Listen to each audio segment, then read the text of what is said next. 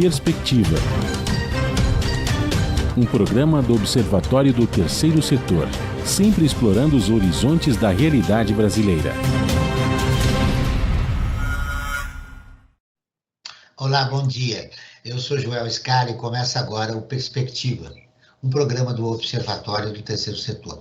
Uma pesquisa nacional da Defensoria Pública de 2022 revela que 52 milhões de brasileiros não têm acesso à justiça gratuita. O assunto de hoje é Defensoria Pública. Participam duas integrantes da Defensoria Pública do Estado de São Paulo para falar do trabalho realizado pela instituição. Nós vamos trazer hoje a Betânica Devec Ferraz, defensora pública, que desde 2007, e ela é coordenadora da Unidade de Atendimento Inicial da Defensoria Pública do Estado de São Paulo. A Cecília Nascimento Ferreira, defensora pública do Estado de São Paulo, e ela é coordenadora auxiliar do Núcleo Especializado em Cidadania e Direitos Humanos. Bom dia, Betânia. Bom dia, Joel. Um prazer estar aqui com vocês e poder contar um pouquinho da história da Defensoria e de como acessá-la. Bom dia, Cecília. Seja muito bem-vinda ao nosso programa. Bom dia, Joel. Bom dia, Franklin. Agradeço desde logo o convite e a oportunidade de falar aqui pelo Núcleo de Cidadania e Direitos Humanos da Defensoria. Com a apresentação do programa é de Franklin Valverde, que também trará os destaques do site do Observatório do Terceiro Setor. Você vai conferir as notícias do mundo, direto de Nova York, com o repórter Eleutério Guevani, da Rádio ONU. Bom dia, Franklin. Bom dia, Joel, bom dia, Betânia, bom dia, Cecília, bom dia a você que está em sintonia aqui com Perspectiva na Rádio Brasil Atual. Frank, os destaques da semana ou destaque aquilo que você considerou de mais importante durante esta semana? Olha, Joel, o que está bombando nas redes, os trend topics aí, dominando aí, é a fala do presidente Bolsonaro de uma live que ele fez, de que pintou um clima com as meninas venezuelanas. E aí a pessoa diz, não, pedófilo e tal. Olha, não dá para dizer que o presidente seja pedófilo, porque não tem nenhuma prova contra ele. Agora, o discurso dele, que pintou um clima quando viu meninas de 13, 14 anos num acampamento de refugiados venezuelanos, a fala, sim, é uma fala que abre espaço para pedofilia, e isso não é inaceitável, ainda mais na voz de um presidente da República, né? Não dá para se acusar o presidente, né, que é pedófilo, isso acho que não é por aí, eu acho que isso é um exagero, né? Agora, a fala, o discurso dele, com muitos discursos que o presidente tem dito, seja na questão de gênero, seja na questão racial, são falas preconceituosas, né? E essa não deixa de ser, né? As meninas estavam lá nesse acampamento de refugiados venezuelanos, elas estavam aprendendo a maquiagem, sabe? Por isso que elas estavam todas bonitinhas, como ele diz, né? Ou arrumadinhas, né? Para usar a expressão do Bolsonaro, estavam arrumadinhas, né? E arrumadinhas o quê? Para aprender uma profissão. Essas meninas são refugiadas, elas têm que aprender uma profissão para ajudar a família, inclusive, né? Aqui no Brasil. Então elas estavam aprendendo como é que era ser manicure, tá? Né, ser uma cabeleireira, manicure, enfim, né, e não, né, para ser garota de programa. Então, quer dizer, esse tipo de discurso não contribui com nada, ao contrário, né, só acaba prejudicando a imagem de pessoas que já estão sofridas, que tiveram que sair do seu país, que vieram procurar um refúgio aqui no Brasil, tá? E pintou um clima. Que é isso, né? Mais um absurdo. Ele é pai de família, ele tem uma menina também que deve estar próximo a essa idade, não tem cabimento falar um negócio desse, né? Então esse tipo de discurso é inaceitável, Joel. Faz parte da média da baixaria que está sendo feita durante essa campanha eleitoral. Frank, eu queria uma pequena opinião sua sobre o debate que aconteceu já há alguns dias. Nós temos aí, auxiliando o Bolsonaro, um juiz considerado suspeito pelo Supremo Tribunal Federal, que é o Sérgio Moro. Olha só, Joel, se tinha alguma máscara que não tinha caído com relação ao Sérgio Moro, agora acabou de cair a última, né? Não tem, ou seja, o julgamento do Moro lá para trás contra o ex-presidente Lula, né, que foi já mais do que provado que teve uma série de vícios, digamos, na condução do processo, né? E que foi parcial. Tá aí a prova, né, que foi parcial, né? Agora que ele foi eleito senador, né, pelo Paraná, tentou fazer aqui para o São Paulo, a Justiça de São Paulo não deu a permissão porque ele não tinha base de residência aqui, né? Aí voltou para o Paraná, Lá ele conseguiu sair, foi eleito e agora está assessorando o presidente Bolsonaro, cujo governo ele participou e saiu meio que corrido, né, Joel? Você lembra quando ele saiu? Ele saiu, disse claramente que teve interferência do governo federal do governo na Polícia Federal. Como é que fica isso agora? Então, tudo bem? São coisas que o Sérgio Moro vai ter que explicar e muito bem explicadas, né? Eles estão contando que a população não tem memória. Mas não deve ter mesmo, né, Joel? Porque ele foi eleito senador, né? Agora, né, recentemente. Mas, enfim. Antes de começar a falar de Defensoria Pública, me ocorreu uma outra coisa. Ele não conseguiu ser candidato por São Paulo, mas a mulher dele foi eleita. Exatamente. Como é que a justiça eleitoral explica isso? São coisas que, olha... Casal moderno, né? Os cientistas políticos, né? Os cientistas políticos é que vão ter que estudar essa atitude do eleitorado, né? Vota numa pessoa que não tem base eleitoral no Estado, né? E está lá, né? Agora o casal está com a residência garantida, né? Pelo menos por 8 anos, né? Porque o mandato do Moro são 8 anos, vai ter uma casa para morar lá em Brasília durante 8 anos, com certeza, agora, né? Muito bem, e esperamos que a mulher dele pelo menos resida aqui em São Paulo, já que ela foi eleita deputada federal. Mas, como eu disse, o assunto é Defensoria Pública. Eu tenho duas aqui, a Betânia e a Cecília, para conversar sobre o assunto. Elas pertencem à mesma instituição. Bom, começo com você, Betânia. A Defensoria Pública é a instituição responsável por prestar assistência jurídica, judicial e extrajudicial de forma gratuita às pessoas que precisam, né? A Defensoria Pública realizou mais de 16 milhões de atendimentos gratuitos em todo o país. Bom, vamos começar. Quem tem direito, Betânia, a esse tipo de assistência gratuita? A Defensoria Pública é um órgão público estadual destinado para o acesso à justiça para as pessoas hipervulneráveis. Quais são essas pessoas, né? A lei considera que hipervulnerável é aquele que tem renda familiar de até 3 salários mínimos, que possui bens em valor superior a 5.000 FESPs, ou que possui na sua conta ou guardado um valor superior a 12 salários mínimos. Essa renda familiar de 3 salários mínimos, ela pode variar até 4 em situações excepcionais, como, por exemplo, quando a pessoa gasta com medicamentos, quando há alguém na família deficiente, e há um idoso, ou são muitas pessoas que residem na mesma residência, mais de 5. Então, resumindo, o principal é que a renda familiar não seja superior, vá de 3 até 4 salários mínimos. Ou seja, a população de baixa renda. Cecília, você está na área de direitos humanos, né? A Defensoria tem várias áreas. Como é que funciona? Você atua nos direitos humanos. Quais são as principais demandas que existem na tua área?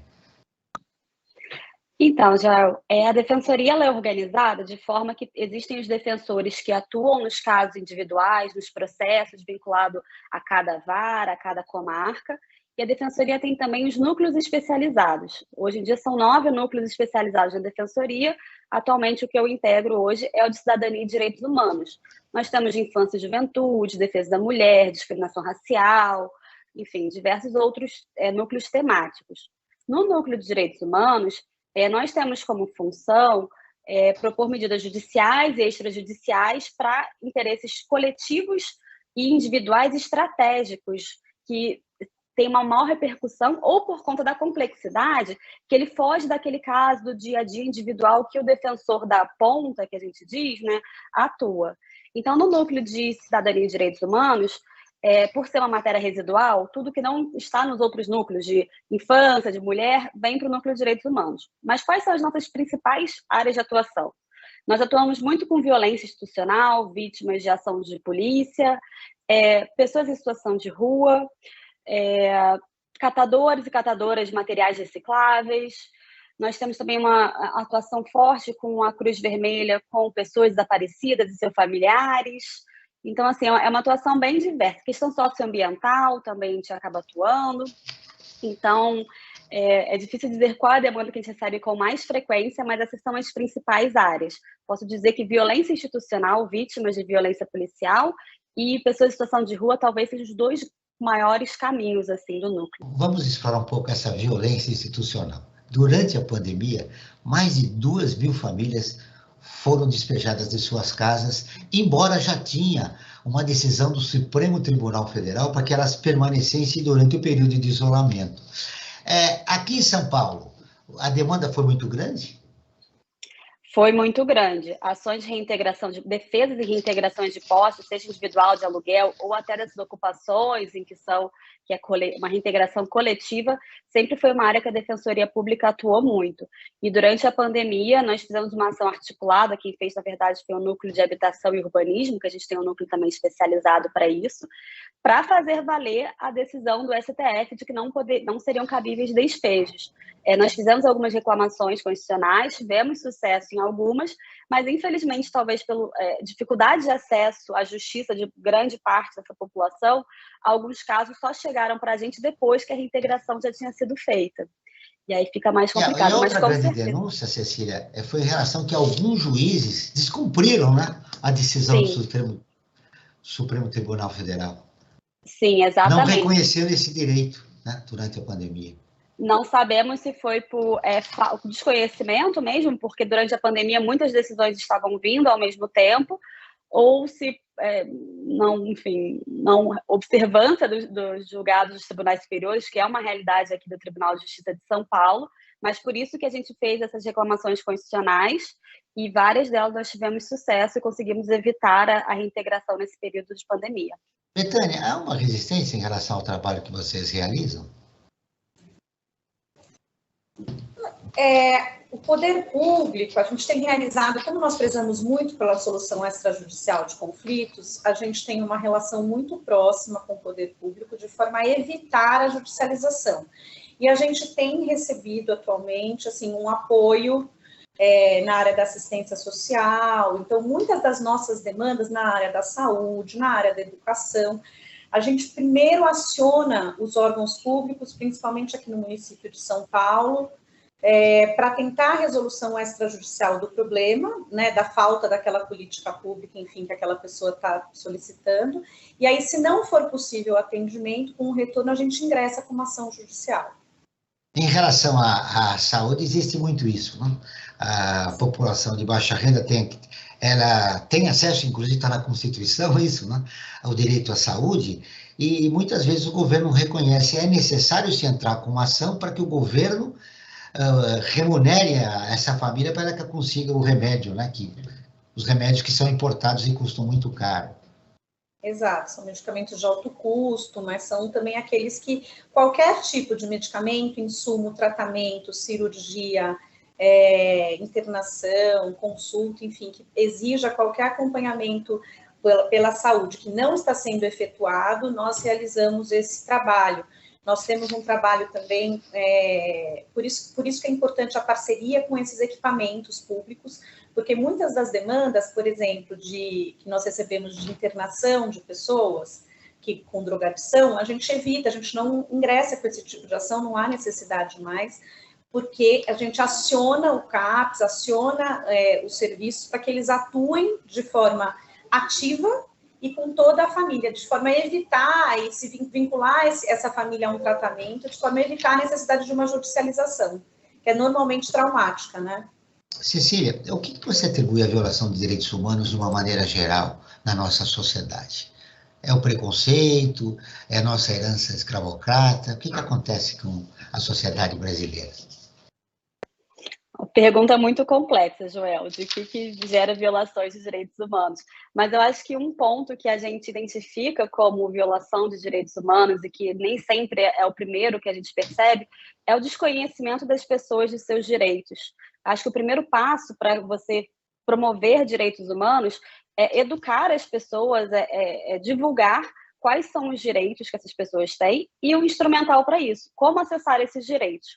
A partir do momento que eu sou vítima de uma violação de direitos humanos, quais são os mecanismos que eu tenho à minha disposição para eu me prevenir disso, para eu reparar o dano que eu sofri.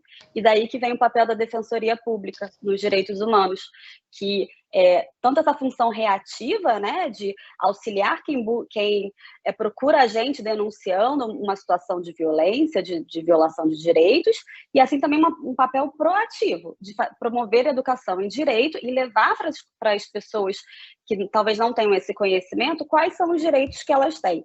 Eu acho que esse é o primeiro, assim, diagnóstico de como começar a diminuir, talvez, a violação de direitos, empoderando as pessoas, os titulares desses direitos, para que eles saibam exigi-los. Agora vamos ouvir a Rádio ONU, parceira de conteúdo do Observatório do Terceiro Setor, com a reportagem FMI fala em severa recessão global puxada por aumento na taxa de juros. O Leotel Giovanni, de Nova York, tem as informações.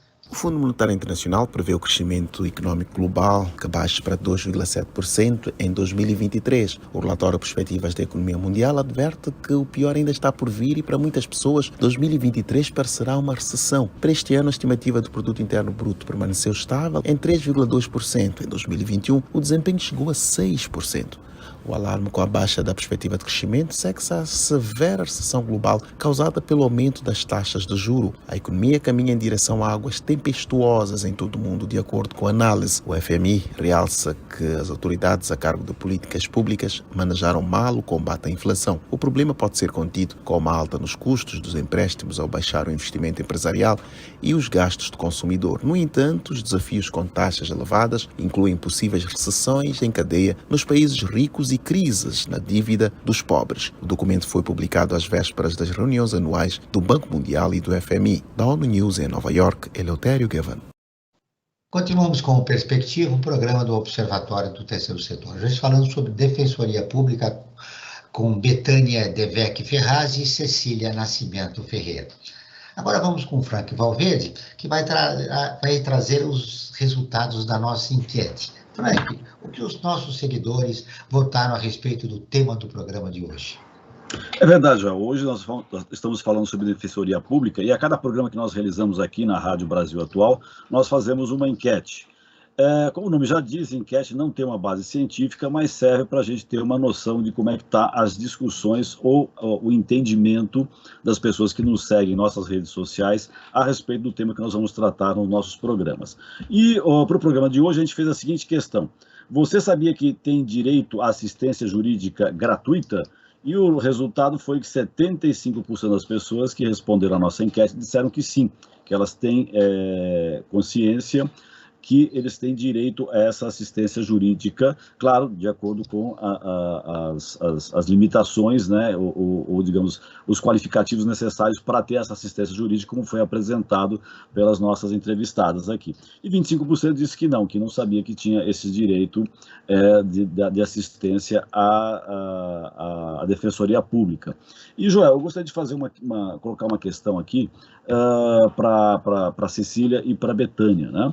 Nós vivemos nesses últimos 2 anos e meio, praticamente já caminhando para 3 anos, né, a pandemia, né, que marcou tremendamente a nossa sociedade, não só no Brasil como no mundo todo, e a questão econômica que o país está meio à deriva desde, digamos, de 18, né, acho que de 17, 18, a área econômica do Brasil está realmente bastante combalida e não foi feito nada para que se tivesse uma retomada efetiva do crescimento. Isso, claro, né, isso afeta diretamente a vida de todos e todas. Eu queria colocar para a Betânia e para a Cecília a seguinte questão: com essa situação de pandemia e de crise econômica, quais foram as questões que mais chamaram a atenção? Seriam, por exemplo, os planos de saúde, ou a questão da assistência médica, que as pessoas recorreram, ou teve alguma outra questão mais importante nesse tempo de pandemia? Vamos começar pela Cecília.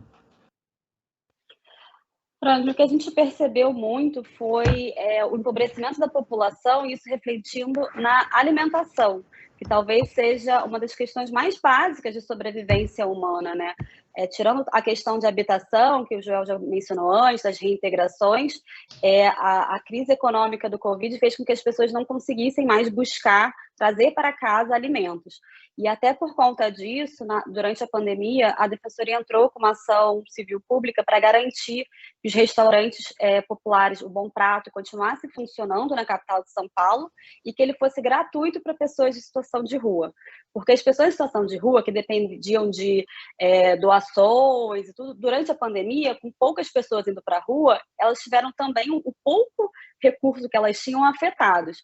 E mesmo as pessoas em situação de rua, elas deveriam pagar para uma alimentação. E a gente conseguiu, com essa ação, que fosse disponibilizado para as pessoas em situação de rua alimentação gratuita. Também entramos com uma ação para que fosse a entrega de quentinhas pela prefeitura, ela continuasse, não diminuísse, mesmo agora com essa retomada, né, com esse final, arrefecimento da pandemia. Então, acho que o que chegou para a gente foi muito a questão de alimentação, questões assistenciais do Auxílio Brasil, né, a Bolsa do Povo, também é uma coisa que estamos articulando com o poder público, para que a gente não precise judicializar, mas que a gente consiga garantir que todos que têm direito a esses benefícios, de fato, acessem. A questão da saúde também, durante a pandemia, reserva de leito em vaga, né, porque as UTIs estavam mais cheias, a Defensoria acompanhou de perto todo esse desenrolar. E agora, né, até por conta das pessoas que ficaram sem procurar ajuda médica durante a pandemia, tem vindo bastante demanda de medicamento, tratamento de saúde, né, até pelo SUS, ou até planos de saúde que vem negando por algum motivo. A Defensoria atua bastante nesses casos. Betânia. Franklin, nós temos, houve um aumento, né, na procura das pessoas pela Defensoria Pública. Então, hoje, chegam até 1.000 pessoas por dia nos nossos agendamentos, no nosso atendimento, agendando atendimento tanto presencial como virtual na Defensoria. Então, teve um aumento grande na procura pelo serviço da Defensoria, eu acredito justamente em razão do empobrecimento da população. E nós tivemos também um trabalho muito específico com relação à população em situação de rua, que aumentou de forma significativa. Então, além dos canais além da ampliação dos canais de acesso a essas pessoas, nós realizamos inúmeros mutirões, né, todos os meses, enfim, temos uma parceria grande com os equipamentos de forma a facilitar o acesso das pessoas à Defensoria. Por quê? Né, as principais demandas, como você perguntou, a população em situação de rua, para poder ter acesso aos benefícios, precisava regularizar a sua situação cadastral, né? Enfim, nós contribuímos muito, a Defensoria contribuiu muito nesse período na obtenção de certidões de nascimento, considerando que os cartórios estavam fechados, né, num primeiro momento. Então, a Defensoria trabalhou de forma bem parceira com esses equipamentos para fornecimento desses documentos, para que as pessoas conseguissem tirar o seu RG e, assim, conseguissem os seus benefícios assistenciais, né? O que a gente nota é que, além das questões de moradia, que muito bem a Cecília nos trouxe, apontou já, tem também os pedidos, na questão de moradia, de auxílio aluguel. Então, muitas pessoas, há uma falta de política pública com relação à moradia, né? E muitas pessoas nos procuraram para serem inseridas em algum serviço, em algum auxílio, como, por exemplo, hoje nós só temos auxílio aluguel e nem é para a questão da vulnerabilidade, né, nem abrange esse tipo de população. Então, a gente notou um aumento nessa demanda. Outra demanda que começou a ser recorrente foi a de empréstimos. Então, a gente percebe que a população adquiriu inúmeros empréstimos e se endividou, né? Então, a gente tem um tratamento aqui todo diferenciado para o superendividado, para análise... Os famosos consignados também, né? Os consignados devem ter dado bastante margem para esse endividamento também, né? Sim, então, agora nós tivemos nessa lei que criou o consignado nos próprios benefícios assistenciais, o que gerou uma nova onda de demandas com relação a isso, né? Então, acho que as principais questões na saúde, nós conseguimos atuar praticamente aqui em São Paulo, não tivemos de judicializar leito de UTI, porque essa parceria que nós atuamos preventivamente, justamente para tentar encaminhar antes da judicialização, então funcionou bem. Betânia, você está falando de mutirões, é muito importante essa informação, porque onde eles são realizados, qual é o critério que você estabelece para dizer, olha, nós vamos fazer um mutirão na Zona Leste, na Zona Oeste, enfim... Qual é o critério e de quando em quando vocês fazem esse tipo de trabalho? Os trabalhos em formato de mutirão são muito frequentes. Por exemplo, esse sábado nós tivemos um mutirão na ALESP, na Assembleia Legislativa, de investigação de paternidade, em que a Defensoria, juntamente com seu parceiro IMESC, realizou vários exames de DNA de forma gratuita. No próximo final de semana, a gente vai ter um outro mutirão numa escola na região de Itaquera, né, que é um mutirão organizado com a prefeitura, para realizar justamente exame de DNA também agora com a nossa parceira Unesp. O nosso próximo atendimento itinerante será a população em situação de rua, será na Praça da Sé, no dia 21, 22 e 23 de novembro. Né, a gente vai estar atendendo essa população em situação de rua com muitas pessoas. Então, e nós, na sexta passada, fomos no centro de acolhida atender as mulheres com criança que residem nesse local. Então, assim, são inúmeros, são recorrentes as parcerias para a realização desses mutirões, e eles acontecem regularmente, não tem uma periodicidade, a depender da demanda, da capacidade que a gente tem para atender e dos pedidos que a gente recebe, mas elas são recorrentes. Você falou, usando o seu termo recorrente, em relação à população em situação de rua. Eu tomei conhecimento de várias denúncias, por exemplo, da Guarda Municipal, que vai e recolhe todos os pertences desta população, como eles não tivessem direito a ter alguma coisa. Né? De que maneira a Defensoria pode coibir essa ação da Guarda Municipal de São Paulo para que ela não viole os direitos humanos desta população? Cecília, você quer responder? Porque o Núcleo de Direitos Humanos tem uma ação justamente para isso. Acho que é bem oportuno. Sim, em São Paulo já existe um decreto que fala um pouco do óbvio, mas que impede que sejam recolhidos documentos pessoais, itens pessoais de pessoas em situação de rua, como RG, medicamento, cobertores. Já existe uma norma prevendo isso, o que já é claro, né, porque não temos pena de confisco, assim, a propriedade da pessoa não poderia ser retirada. Mas, infelizmente, é muito comum que isso aconteça, principalmente nas chamadas ações de zeladoria urbana, que é quando eles justificam que estão limpando a rua, né, tirando aquele lixo, e acabam considerando como lixo os pertences dessas pessoas. A Defensoria, nós atuamos próximo da GCM, da prefeitura, sempre provocando quando percebemos que uma ação dessa é muito recorrente. A prefeitura, por conta disso, já colocou essas balizas, já existe todo um protocolo de como fazer a zeladoria urbana, que tem que avisar com antecedência, que tem que dar um tempo para as pessoas poderem retirar. E, infelizmente, quando isso acontece, quando não pode ser evitado, a Defensoria entra com ações indenizatórias para que essas pessoas sejam indenizadas pelos pertences que perderam. Fora isso, quando o pertence ele é apreendido, em tese, se a pessoa deixou lá e não conseguiu tirar, a prefeitura deveria apreender e dispor de um contralacre para a pessoa, deveria botar um depósito público e a pessoa poderia retirar em seguida. E quando a pessoa tem um contralacre, a gente faz essa intermediação para ver como pode buscar, onde está. Então, é um caso que a gente recebe muitas denúncias e acompanha de perto. Nesse caso das denúncias, há um tratamento diferenciado, né, em relação à população de rua e ao cidadão comum. A Defensoria já pensou de sensibilizar integrantes da Polícia Militar e da Guarda Civil Metropolitana a respeito dos direitos? No bloco anterior você falou, a maioria da população não conhece os seus direitos. Essas instituições precisam saber os direitos da população, né? E o cliente delas é a população, e é a primeira a violar, né, os direitos, sobretudo da população de rua de São Paulo. Sim, a educação em direitos, ela funciona não só para os titulares do direito, mas como outros agentes do poder público. A Defensoria já fez cursos de educação em direitos para as guardas. Recentemente, em Osasco, fizemos um curso de justiça restaurativa, de comunicação não violenta para os guardas. Durante a pandemia, para a GCM que ficava na região da Cracolândia, que é uma situação muito tensa, que eles também ficam fragilizados, eles também estavam com medo de se contaminarem e, né, de acabar tendo que submeter a alguma internação médica. Naquele período, nós conseguimos, com a parceria, dispor de tratamento psicológico, acompanhamento psicológico para esses guardas, porque a gente identifica que muitas vezes essa atitude mais violenta, ela decorre de uma violência estrutural. Eles também estão na rua, eles também estão sendo submetidos à violência o tempo inteiro. Então, nós tentamos atuar pelas duas frentes, pelas pessoas que sofrem, que são vítimas dessas violações, como os agentes violadores, para que isso não se repita mais. Franklin, há um desafio na comunicação do trabalho realizado pela Defensoria, né?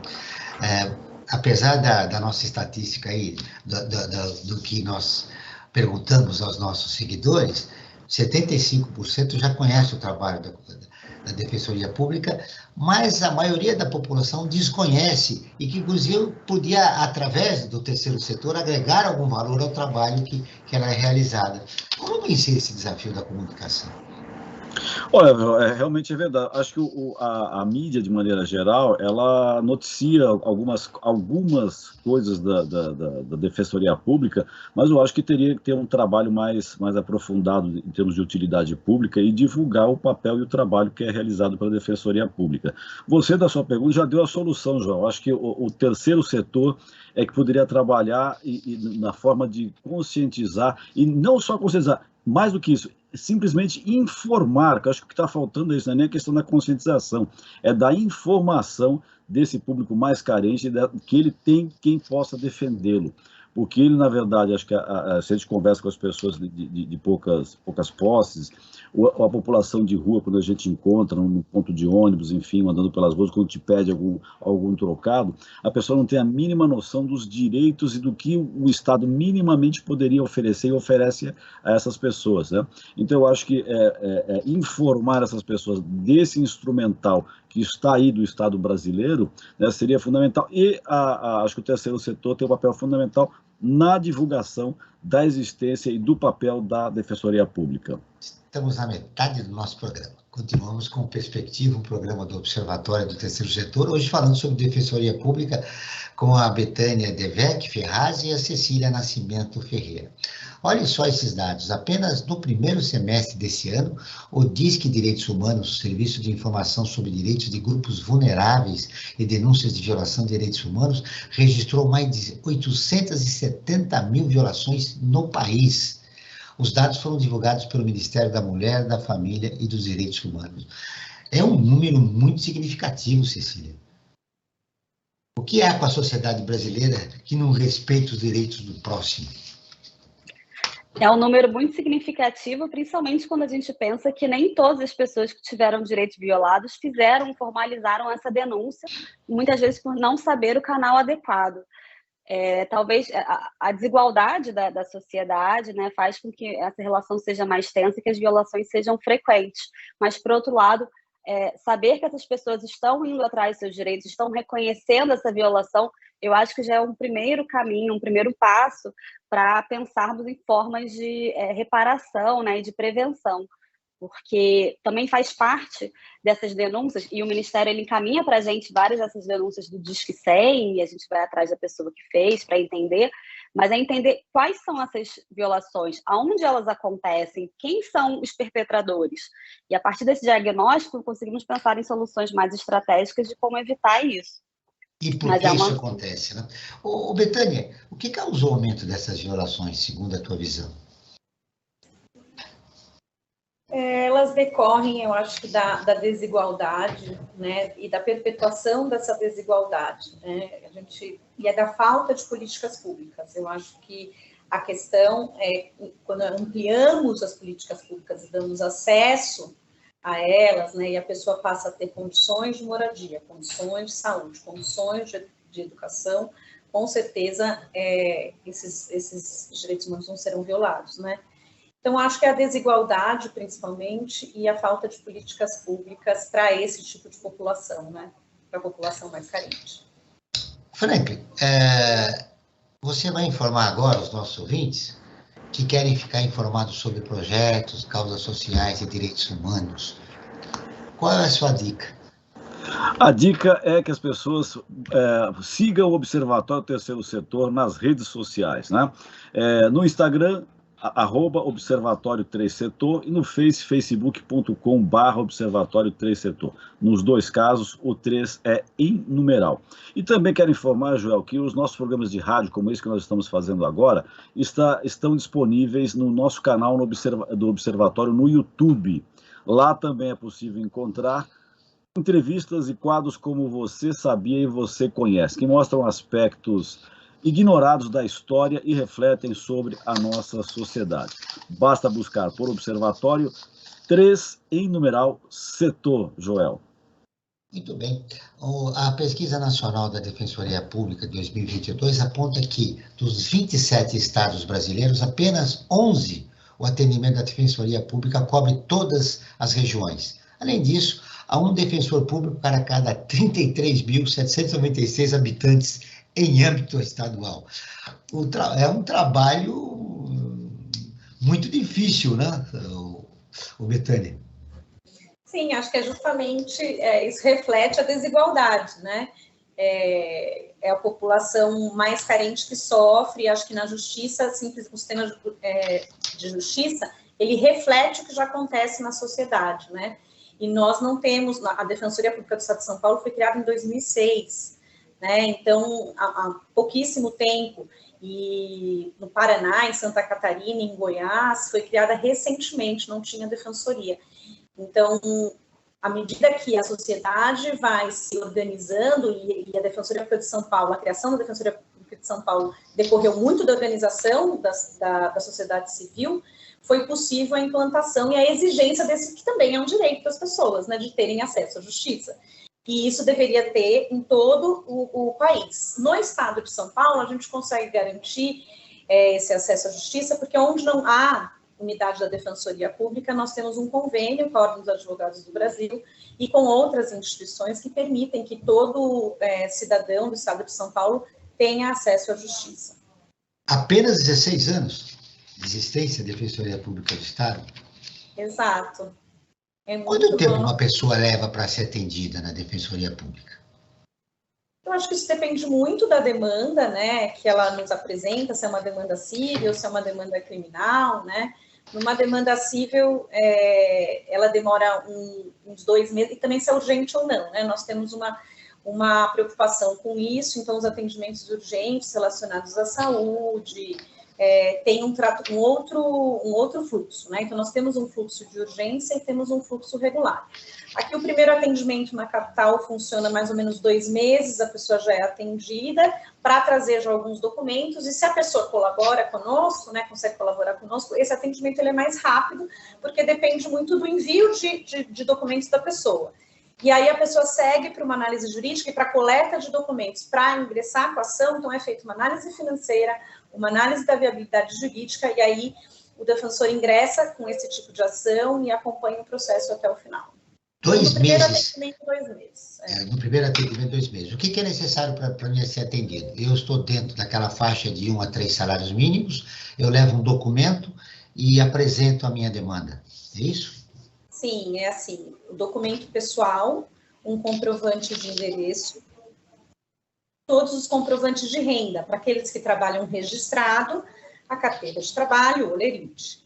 Para aqueles que não trabalham registrado, os 3 últimos extratos bancários, né, que são autônomos. Aqueles que recebem benefício assistencial, né, um comprovante de recebimento desse benefício assistencial, e aqueles que recebem a mesma coisa dos aposentados. Então, a gente chama isso de comprovantes de renda, né? Então, é o documento pessoal, comprovante de endereço e um desses comprovantes de renda. Se declarar o imposto de renda, é importante que nos traga a declaração. Quem não tem nenhum comprovante, tem como acessar também a defensoria? Como no caso da população de rua, né? Exatamente. A população em situação de rua não é feita análise financeira, assim como as vítimas de violência doméstica. Então, nesses dois casos, ou em casos em que a vulnerabilidade é evidente, né, há dispensa de uma análise financeira superficial com base na declaração, né, da própria pessoa, porque ela declara sob pena de responder até civil e criminalmente pela falsidade da informação, né? E aí a gente dá continuidade ao atendimento jurídico, e aí vai depender da demanda dela, quais documentos ela terá de levar. Eu vejo que vocês, com 16 anos de existência, você já tem um número significativo de pessoas, mas boa parte da população não tem acesso à internet ainda. O atendimento presencial é realizado aonde, Betânia? Na Rua Boa Vista 150, aqui na capital. Vamos lá, repete? Rua? Boa Vista 150. Rua Boa Vista. Boa Vista 150, no centro velho de São Paulo. Isso. E o horário de funcionamento de vocês? Então, começa às 7 da manhã, o nosso atendimento é via agendamento, e nós temos duas formas de agendamento. Uma é via telefone, uma ligação gratuita, 0800 773 4340, ou, para aqueles que têm acesso à internet, no nosso site é possível acessar um assistente virtual que faz o agendamento da pessoa segundo as declarações da pessoa. Nosso site é www.defensoria.sp.gov.br. Cecília, quantas pessoas a população de São Paulo dispõe no atendimento da Defensoria Pública? Desculpa, não entendi. Quanto profissionais atuam na Defensoria Pública aqui de São Paulo?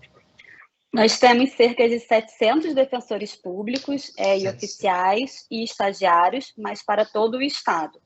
Parece ser um número grande, mas é um número muito insuficiente considerado nosso público-alvo, pessoas que podem ter acesso à defensoria pública.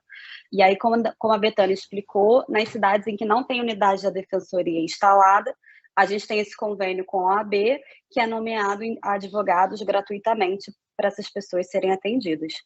Mas o que ela está falando também sobre a desigualdade, quando a gente pensa no judiciário, no Ministério Público, que são instituições mais antigas, o número de juízes e promotores ele é muito superior ao número de defensores, sendo que a Defensoria Pública ela é a porta de entrada, é ela que ingressa com demandas no judiciário. Então, me parece que o número de defensores, por exemplo, deveria ser maior do que o número de juízes, porque o juiz só vai ter causas para julgar se a defensoria ingressar com esses pedidos, né? E da mesma forma, o Ministério Público, que para cada ação, principalmente na parte criminal, para cada ação que o Ministério Público promove, para cada denúncia, precisa de pelo menos um defensor, caso a pessoa não tenha condições de pagar advogado, que é a grande maioria dos casos no criminal. E por que você acha que isso acontece no nosso país? Tem menos defensores públicos de juízes e promotores? Tem a questão histórica da magistratura e do Ministério Público serem instituições mais antigas e, por isso, tiveram mais tempo para serem estruturadas, mas tem também uma questão de interesse político. A Defensoria está prevista na Constituição desde 88, mas só foi implementada num estado como São Paulo, por exemplo, em 2006. Então, nesse período, por mais que houvesse a prestação da assistência jurídica de outras formas, não era por meio da Defensoria Pública. Mas o que a gente vai vendo aqui com o tempo, assim, a Defensoria mostrando o papel que faz, a importância, e principalmente a sociedade civil organizada exigindo do poder público a estruturação da defensoria, a gente vai conseguindo fazer esse crescimento e adequando aos poucos, mas a gente vai crescendo a instituição. Nossa, demorou muito para se cumprir a Constituição brasileira, né? De 1988, Frank Valverde. E agora você vai trazer as notícias de destaque do site do Observatório. Verdade, o mais Joel. Importante aconteceu lá no nosso portal. Antes de mais nada, eu quero convidar a todos e a todas para visitar o nosso portal, né? observatório3setor.org.br, ou 3, sempre bom lembrar, né? Em numeral. Né? E lá nós vamos encontrar uma série de matérias que vão tratar sobre cidadania, sobre direitos humanos, né? E algumas têm um grande destaque, uma grande leitura, como, por exemplo, uma matéria que diz que o Brasil tem 1.800.000 crianças em situação de trabalho infantil. Olha só, às vezes a população de muitas cidades do Brasil inteiro consegue ter esse número absurdo de pessoas, de crianças exercendo o trabalho infantil. E também tem uma outra matéria importante, que é pessoas que passam fome no Brasil supera a população inteira da Venezuela, né? Olha só a situação do Brasil. A gente fica falando muito da Venezuela e outros países, mas esquece de se olhar aqui para dentro e ver que a situação do Brasil está também bastante complicada. E a matéria que eu quero dar um destaque especial, né, que realmente está diretamente ligada com o tema do programa de hoje, é a matéria que foi escrita pela Yara de Andrade, com o título Violência contra a Mulher aumentou durante a pandemia. Né? No dia 10 de outubro, dia 10 desse mês aqui, foi celebrado o Dia Nacional da Luta contra a Violência à Mulher, data que inspirou a criação de uma rede de atendimento voltada para esses casos, como a Defensoria Pública do Estado de São Paulo, né, que oferece serviço especializado em violência doméstica e familiar. mais informações a respeito desse trabalho da Defensoria Pública, convido a visitarem o nosso site e lerem essa matéria da Yara de Andrade. E alertando que essa matéria, como as outras que eu falei e também as demais que estão no nosso site, constam, né, elas têm a ferramenta de audiodescrição, né, que é uma ferramenta que auxilia as pessoas com deficiência visual a terem a informação e o conteúdo das nossas matérias, Joel. Ô, Betânia, esse dado que o Frank trouxe a respeito da violência contra a mulher na pandemia, as demandas que vocês receberam na Defensoria Pública refletem esses dados? Aumentou o número de violência contra a mulher no nosso estado? Muito. Acho que é evidente esse aumento da violência e também da conscientização, né? Porque a violência ela é um ciclo. E muitas vezes a mulher não tem ou coragem, ou conhecimento, ou meios, né, adequados para conseguir romper esse ciclo.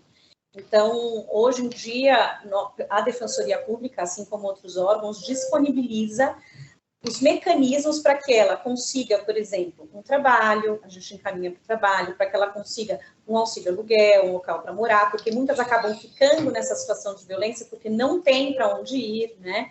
Então, nós temos defensores especializados, tá, em todo o estado, e estamos ampliando a nossa atuação também nas delegacias digitais que estão sendo criadas para isso. Então, para justamente atender esse público, sendo que não importa a renda dessa mulher, as medidas protetivas, elas são solicitadas com a mera declaração da usuária.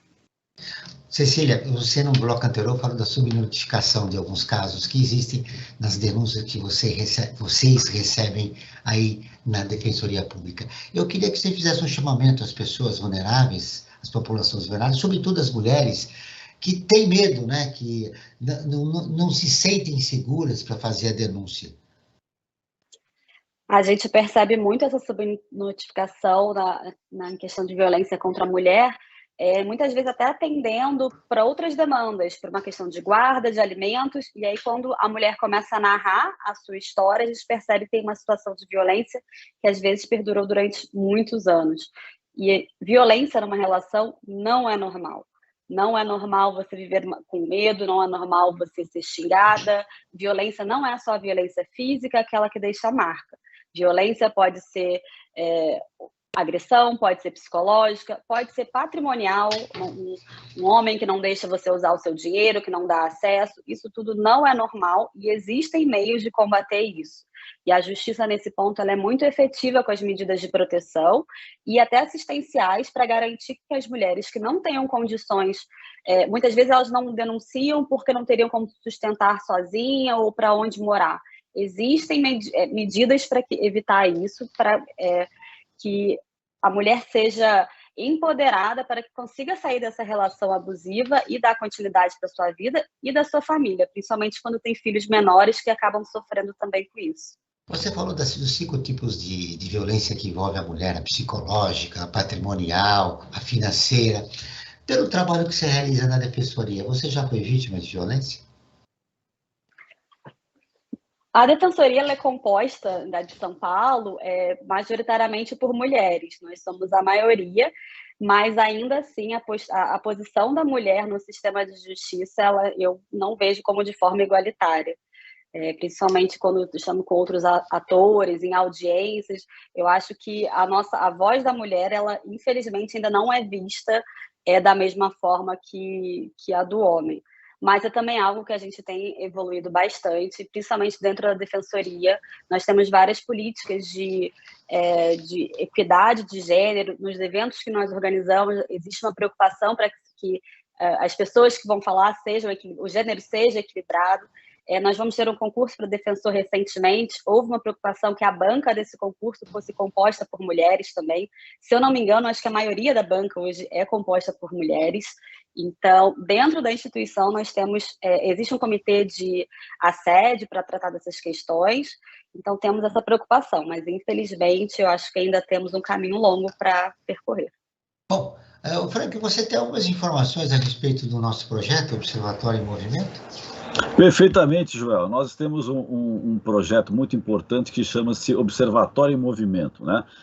Esse foi um projeto que foi iniciado ainda na época da pandemia, né, quando nós estávamos em plena pandemia, que nós ouvíamos especialistas das mais variadas áreas do conhecimento, dando dicas de como viver o tempo de pandemia, e agora a gente entra em como viver o pós-pandemia, né? Porque é inegável que o mundo, depois da pandemia, é outro, né? Não dá para dizer que é o mesmo mundo. Então, esses especialistas acabam apontando conselhos, informações, dicas de como melhor viver esse novo mundo que está se iniciando depois da pandemia, né? E para ter acesso a esses conteúdos, convido a todos e a todas que entrem no nosso site, www.observatório3setor.org.br, o 3, sempre reforçando que é em numeral. Muito bem. Betânia, você já foi discriminada pelo trabalho que se realiza na Defensoria? A Cecília falou do modo geral, né? Mas eu fiz a pergunta no pessoal, mas tudo bem, eu queria ver você agora.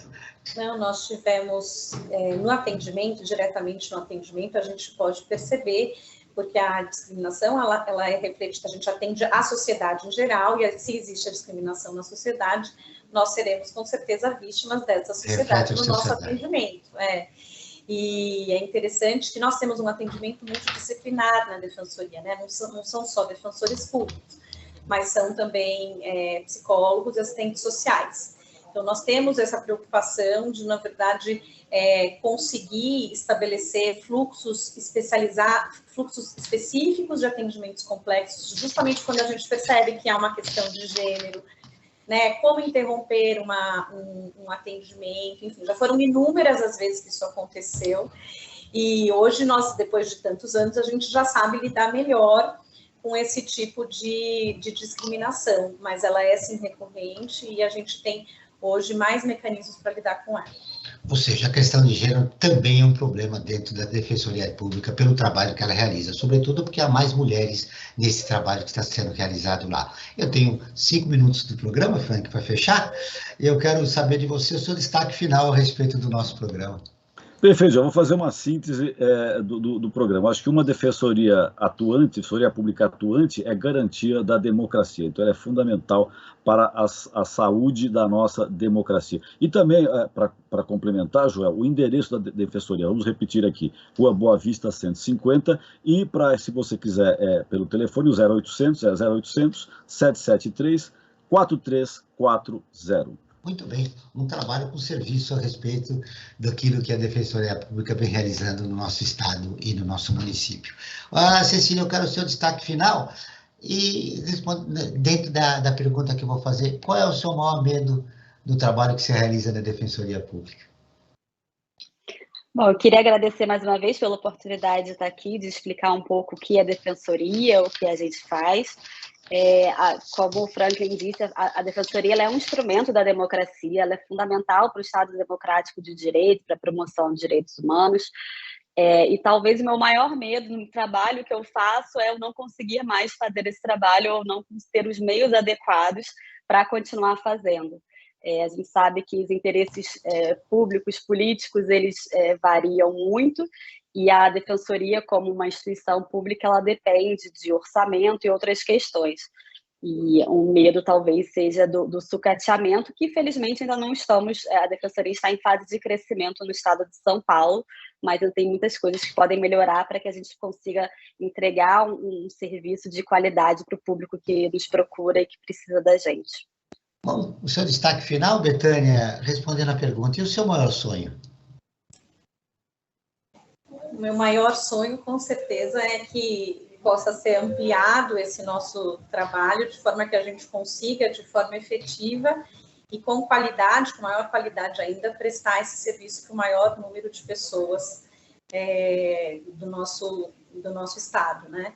Então, que realmente seja reconhecido e que sejam criadas políticas públicas que beneficiem essa população que acho que já é tão sofrida, né? Que enxerguem que os invisíveis passem a existir, né? Inclusive no acesso à justiça. E também a gente prima muito pela composição dos conflitos, pensar que a justiça não é o final, né? Não é uma saída final. Existem outras saídas que são mais efetivas, né? Que é a melhoria no diálogo, enfim, que tem mais efetividade na solução dos conflitos. Então, são esses meus sonhos. Obrigada, Joel, e obrigada, Frank, pela oportunidade de divulgação da Defensoria Pública. O Perspectiva está terminando. Agradeço a presença de Betânia Devec Ferraz, defensora pública desde 2007 e coordenadora da Unidade de Atendimento Inicial da Defensoria Pública de São Paulo. Cecília Nascimento Ferreira, defensora pública do Estado de São Paulo e coordenadora auxiliar do Núcleo Especializado de Cidadania e Direitos Humanos. Esse programa foi produzido pela equipe do Observatório do Terceiro Setor. Na próxima quinta-feira, às 9 horas, acompanhe nosso programa Brasil ODS. Na pauta do programa, Segurança Alimentar. Não perca. E ficamos por aqui, sempre na luta por uma sociedade mais justa, solidária, sustentável, tolerante. E tolerante. Até o próximo programa. Você acabou de ouvir Perspectiva, um programa do Observatório do Terceiro Setor.